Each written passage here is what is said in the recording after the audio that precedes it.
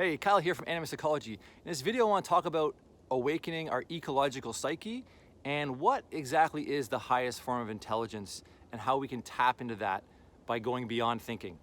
So I read this article this week in Yes magazine named How to Awaken Our Ecological Psyche, and it really struck a chord with me, really moved me.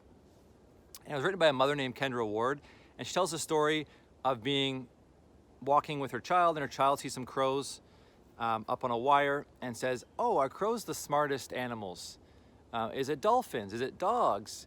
And what I found kind of interesting about that is she talks about how we have this kind of human anthropomorphic hierarchy, this cognitive ladder, and that humans are at the top, and bugs and microcellular organisms, whatever, is at the bottom, and we have this whole hierarchy of the animals that are most similar to us, like dolphins or whales or dogs that have almost like human-like personalities in a sense.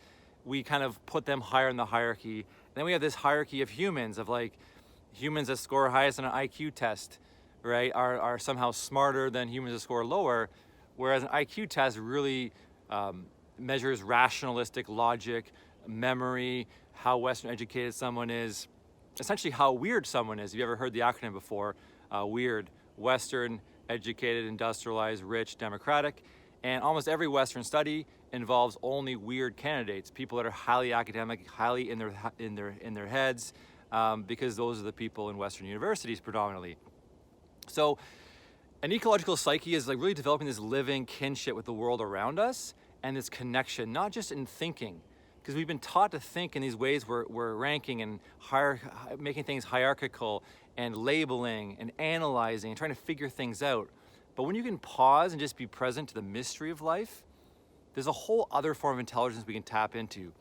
And so the great meditation teacher from India, Krishnamurti, said, the highest form of intelligence is to be able to observe without evaluation. And I really believe this is true, because we can tap into so much more when we just quiet our minds and we observe the world around us, that there's this intelligence that we're a part of that's mysterious, that interconnects everything. And when we only focus on the evaluative mind, the logical, linear, rational mind, it creates great irrationality and great destruction of the ecology of this planet, right? Like since the Enlightenment, there has been the wholesale industrial destruction of the planet for human convenience, for these ideologies that mostly came out of Europe that are now destroying the planet. And this evaluation, we're always evaluating the problem and we're reducing it to its parts of it's just carbon emissions. It's just, we got to cut back on pollution and have electric cars, but it's way bigger than that. We need to develop this ecological psyche. We need to be able to sit and rest in peace and nature in our lives and just observe ourselves without this evaluation.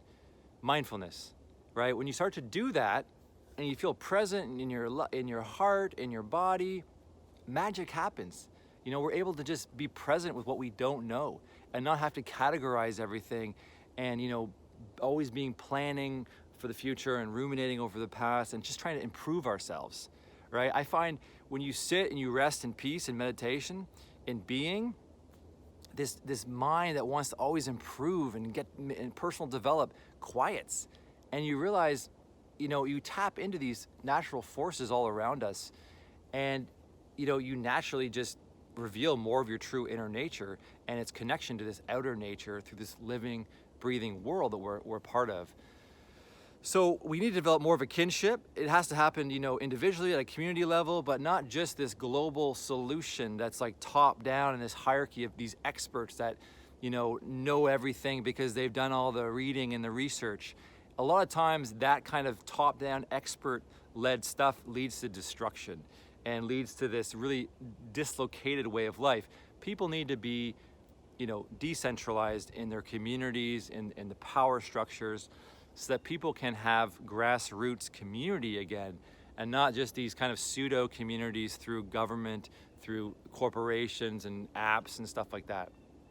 So that's my thoughts. I highly recommend check out the article, How to Awaken Your Ecological Psyche. And yeah, take some time to rest in silence, in peace, just observing the mind without evaluation. And that awakens something, this connection that I think is very, very powerful. Okay, I hope you enjoyed this video. Bye for now.